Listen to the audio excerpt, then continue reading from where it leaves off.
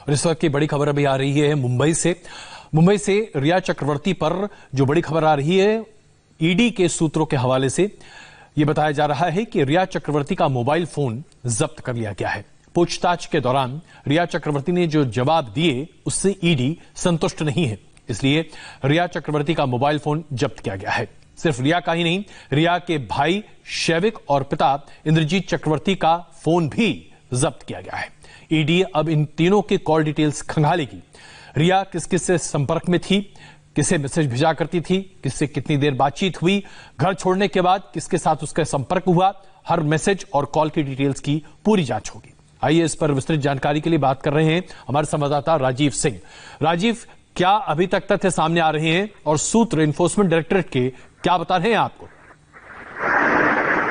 देखिए, ईडी के सूत्रों के हवाले से जो जानकारी सामने आई है उसके मुताबिक रिया चक्रवर्ती, उनके भाई शैविक और उनके पिता इंद्रजीत, तीनों लोगों के मोबाइल फोन को ईडी ने जब्त कर लिया है, क्योंकि इनके डंप डाटा को ईडी खंगालना चाहती है। और सबसे अहम है, अगर फाइनेंशियल ट्रांजैक्शन को खंगालना है तो पूरे परिवार का जो मोबाइल फोन जब्त किया गया है वो सबसे ज्यादा अहम है।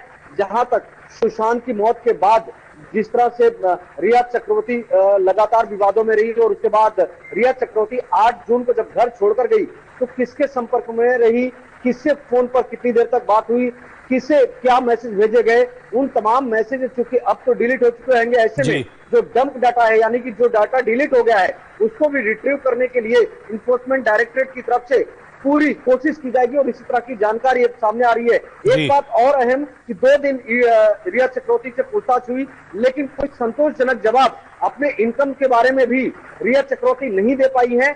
ऐसे में इन मोबाइल फोन कॉल की डिटेल के साथ में उन चीजों को भी खंगाला जाएगा। एक बात रिया चक्रवर्ती ने जरूर बताई कि उन्हें अपने खर्च और इनकम को लेकर बहुत ज्यादा प्रैक्टिकली उनके पास हिसाब किताब नहीं है और सारी चीजें उनकी जो मैनेजर थी श्रुति और सीए वो संभालते थे। अपने उनके जो प्रॉपर्टीज है बुलवे में या बैंड्रा में थार वाली फ्लैट थी, उन तमाम चीजों को लेकर उन्होंने जरूर बताया कि उन्होंने लोन लिया था।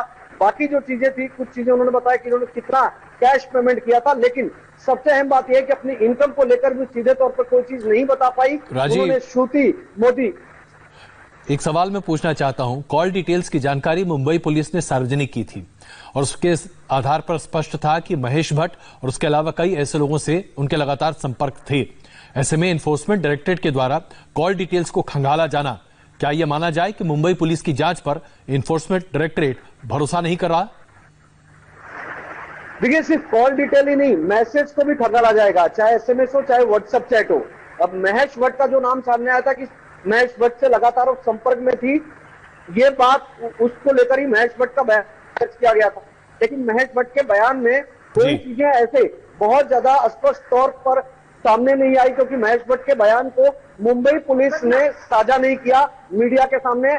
ऐसे एक बात जरूर है कि जब इनके चैट को खंगाला जाएगा तो हो सकता है कुछ ऐसी चीजें निकलकर सामने आए और इसी वजह से अब इनके डंप डाटा को रिट्रीव करने की कोशिश की जा रही है। चलिए, बहुत बड़ी लगातार दावा कर रहा है। बहुत बड़ी खबर आपने अभी दी और इस पूरे मामले पर लगातार अपडेट आपके सामने प्रस्तुत करते रहेंगे। राजीव, धन्यवाद इस बातचीत के लिए। फिलहाल एक छोटे से ब्रेक के लिए रुक रहे हैं। ब्रेक के बाद आपको दिखाएंगे सुशांत केस में एनफोर्समेंट डायरेक्टरेट की किस इलेक्ट्रॉनिक एविडेंस पर है नजर। बने रहिए हमारे साथ। लेकिन ब्रेक से पहले आइए आपको दिखाते हैं ओ माय गॉड।